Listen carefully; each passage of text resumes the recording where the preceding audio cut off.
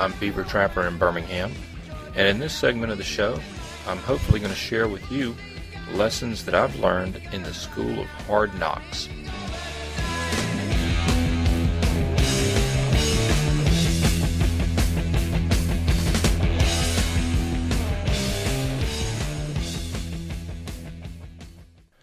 Hello and welcome to the School of Hard Knocks.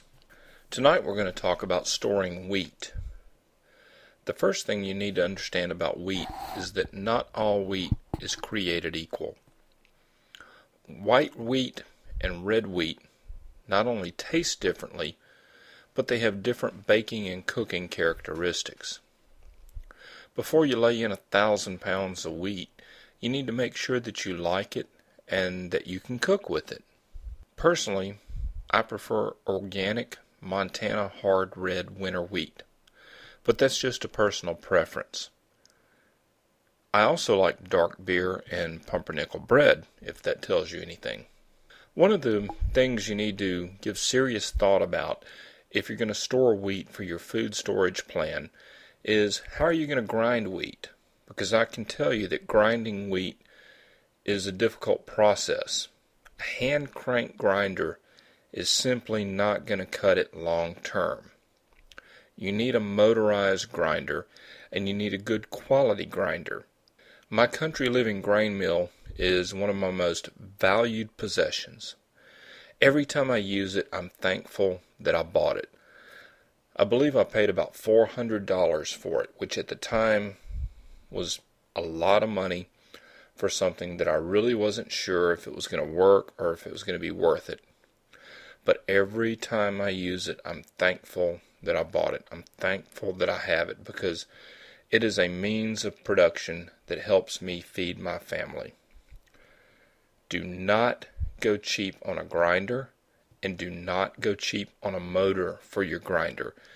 Your life may depend upon it.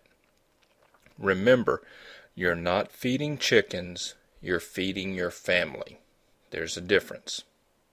Another thing to think about is yeast. Do you have yeast? Have you stored yeast to go with your wheat?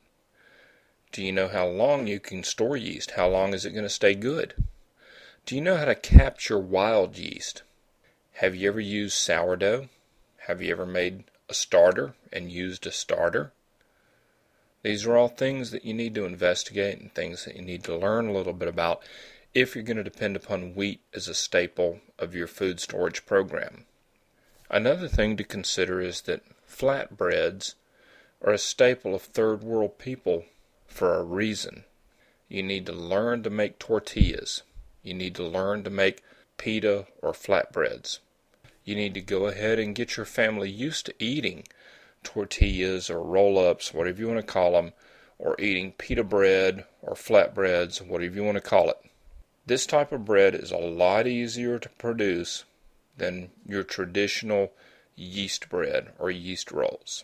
Personally, I grind all the flour that my family consumes.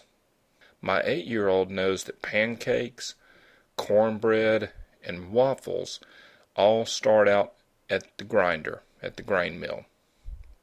We've integrated our food storage into our day-to-day life to the point that it's been years since I bought flour at the store.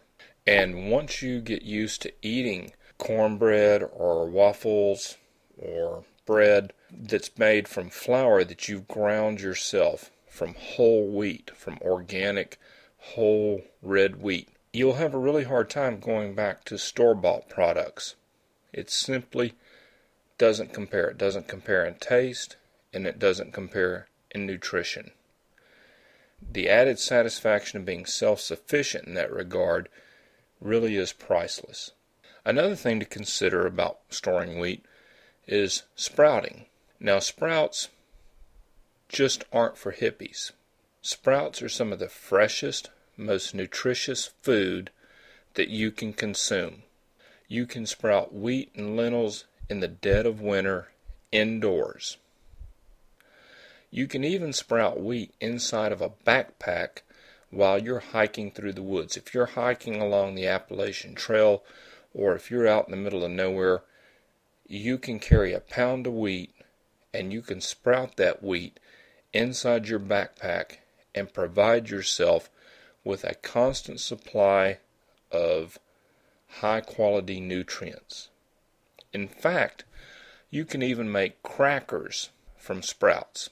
You can take a handful of sprouts and you can put it in a food processor with some olive oil, some salt, and some seasoning, and you can process it into a paste, and then you can smear that paste onto sheets in your dehydrator and dehydrate it until it will crack like crackers and have a super nutritious cracker that's made entirely from wheat sprouts. When it comes to wheat, there are a lot of varieties that most people aren't even aware of. Most people have never even heard of kamut or spelt. And these are super high protein versions of wheat. I use and I store both. The bottom line is that wheat is the staff of life.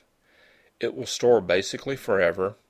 It can be used in a variety of ways, and it is still cheap. Wheat's like ammo.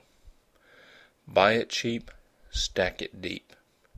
I keep about 2,000 pounds of wheat stored in 5-gallon buckets in Mylar bags with oxygen absorbers. This is some of the cheapest, most flexible, most nutritious food insurance that I have. And I highly suggest that everybody listening to this investigate wheat. It truly is the staff of life. Well, I hope this has been of value, and have a good evening.